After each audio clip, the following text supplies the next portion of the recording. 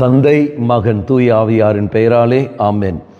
இயேசு கிறிஸ்துவின் அன்புமிக்க சகோதர சகோதரிகள் உங்கள் அனைவருக்கும் கிறிஸ்து இயேசுவின் அன்பு கலந்த வணக்கத்தை தெரிவித்துக் கொள்கின்றேன்.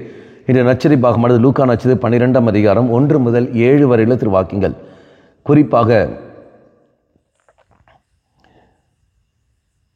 4, 5 உள்ள திருவாக்கியங்கள். என் நண்பர்களாகிய உங்களுக்கு நான் சொல்கின்றேன், உடலை கொல்வதை அன்றி வேறு எதுவும் செய்ய இயலாதவர்களுக்கு அஞ்ச வேண்டாம். நீங்கள் யாருக்கு அஞ்ச வேண்டும் என நான் உங்களுக்கு எடுத்து காட்டுகிறேன். கொன்ற பின் நரகத்தில் தள்ள அதிகாரம் உள்ளவருக்கே அஞ்சுங்கள். ஆம், அவருக்கே அஞ்சுங்கள் என நான் உங்களுக்கு கூறுகின்றேன். யார் அது? தெய்வம். தெய்வத்துக்கு மட்டுமே அஞ்சி வாழுங்கள், மனிதர்களுக்கு அஞ்சி வாழாதீர்கள். பெற்றோர்களே, பிள்ளைகளை கண்டு அஞ்சாதீர்கள். மற்றவர்கள் அதிகாரிகளை கண்டு அஞ்சாதீர்கள். மாறாக இறைவனுக்கு மட்டுமே பயந்து வாழுங்கள்.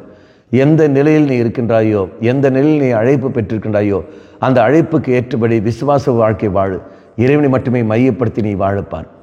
பயந்து வாழ்வது என்பது அது ஒரு நாளும் தெய்வத்துக்கு ஏற்றபடி அல்ல, மாறாக பிசாசுக்கு ஏற்ற ஒரு வாழ்க்கை.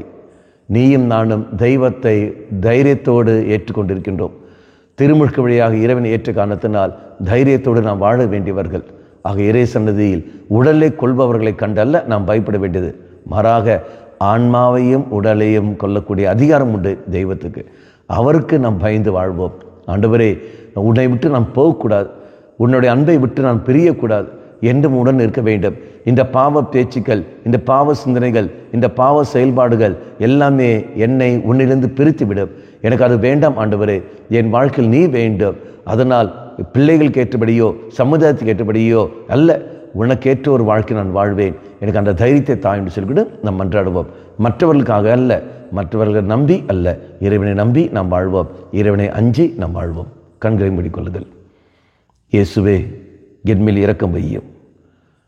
தைரியத்தோடு உம்முடைய வார்த்தைக்கேற்ற ஒரு வாழ்க்கை நான் வாழ எனக்கு கிருபை தந்திரலும். அது என் குடும்பத்திலும் நான் வாழ்கின்ற சமுதாயத்திலும் பிரதிபலிக்கக்கூடிய சக்தி எனக்கு தந்திரலும்.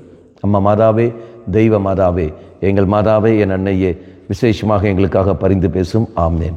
தந்தை, மகன், தூய ஆவியாரின் பெயராலே ஆமேன்.